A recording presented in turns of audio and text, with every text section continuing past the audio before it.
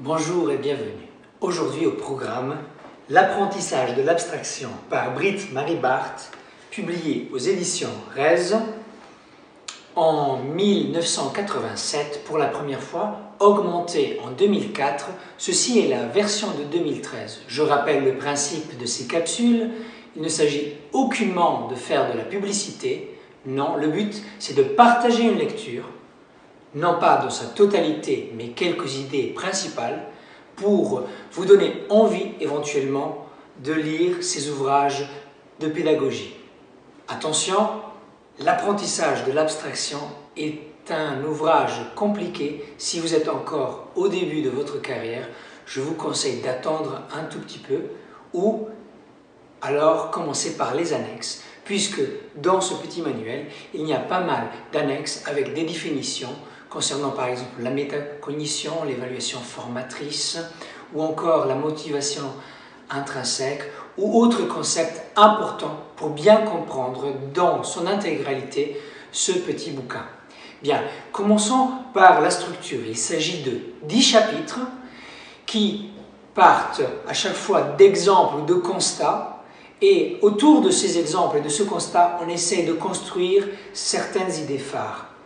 Quel est le constat initial de Britt-Marie Barthes ici? Eh bien, son constat est le suivant. La sélection à l'école est faite non pas à partir des qualités et des savoirs ou des savoir-faire des élèves, mais à partir des échecs. Est-ce l'école que nous voulons avoir? C'est une question que l'on pourrait se demander. Et à partir de ce constat, elle va proposer des démarches d'enseignement, des stratégies d'enseignement plutôt, et des préceptes ou des stratégies d'apprentissage pour les élèves pour qu'ils puissent acquérir des notions abstraites et à partir de ces notions abstraites généraliser et apprendre. Et si telle est la conception que nous avons de notre enseignement, eh bien le verbe apprendre acquiert à ce moment-là une nouvelle définition.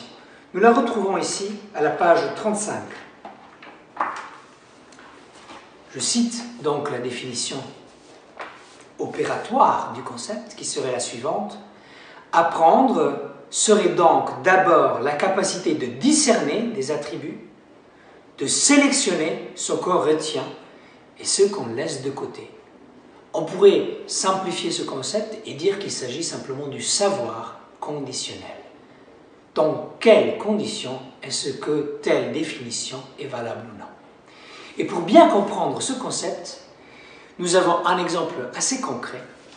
On nous parle d'un galet. Et si on demande à un élève d'observer ce galet, eh bien l'élève va probablement parler de sa couleur, de ce qu'il en a fait, ou il l'a vu. Mais le professeur probablement voulait savoir qu'il s'agit simplement d'un solide, puisqu'il est en train de faire un cours de physique. Si l'élève ne sait pas quelle stratégie il doit aborder pour définir l'objet de son étude, il aura des difficultés à le faire. Mais abordons la question de ce manuel. Le chapitre 3 va nous parler d'un exemple concret.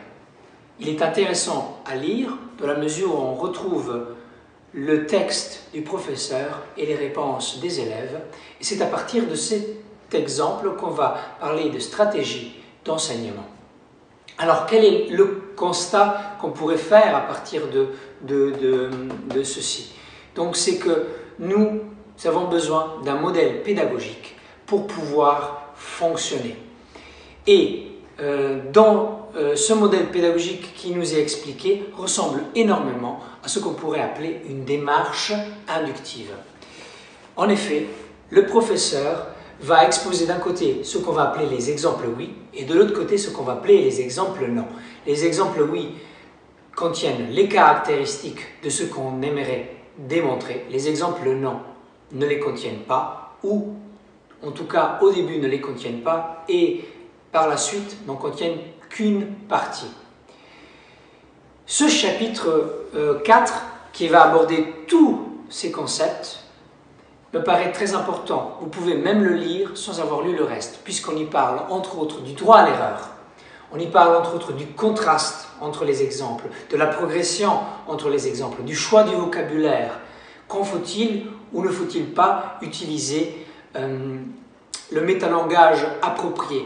On va nous parler de temps et de rythme. Et toutes ces considérations sont extrêmement intéressantes dans n'importe quel type de pédagogie, qu'elle corresponde à celle qui est proposée ici ou non.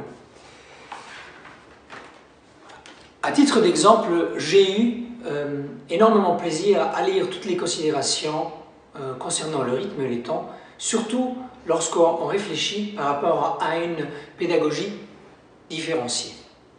Le chapitre 5 aborde un deuxième exemple qui est en lien avec la grammaire. Donc, je le laisse de côté pour aller vers le chapitre 6 où je dirai encore 2-3 mots. Celui-ci est également intéressant lorsqu'on s'intéresse à comment les élèves doivent, d'un point de vue didactique, être confrontés aux différents exemples. Et la démarche proposée est la suivante. Tout d'abord, il y aurait une perception. Ensuite, il y aurait des comparaisons pour analyser ce qui est pertinent ou ne l'est pas. Il y aurait une première phase d'inférence, voire la vérification de l'inférence. L'inférence, ce serait ce moment où on décerne finalement les hypothèses, les qualités et on formule des hypothèses. Et il y aurait une répétition pour cerner de manière de plus en plus précise un concept. Donc voilà aussi une forme pour travailler. Et ce qui me paraît important est pratiquement expliqué au chapitre 7. Évidemment, il ne suffit pas de mettre les élèves en présence d'un exemple, de leur demander de comparer ces exemples. Il faut également qu'ils réfléchissent à leur démarche intellectuelle pour comprendre la stratégie qu'ils ont utilisée pour dégager un concept. Une fois que cette stratégie est comprise, elle est explicable, eh bien on a conscience de sa manière d'apprendre et on peut répéter ce schéma par la suite avec d'autres concepts. Finalement, il y aura un chapitre sur le transfert. Je ne suis pas tout à fait d'accord avec toutes les affirmations qui s'y trouvent, mais ce n'est pas à moi de juger ici, à vous de les lire. Et je vous conseille donc de lire Britt Marie Barthes et surtout l'apprentissage de l'abstraction si vous êtes intéressé ou si vous avez souvent vécu des moments où vos élèves semblaient incapables d'acquérir un concept le plus abstrait, mais que peut-être lors du cours vous aviez cette impression qu'ils avaient compris certains éléments. Je vous dis merci de m'avoir écouté et bonne lecture.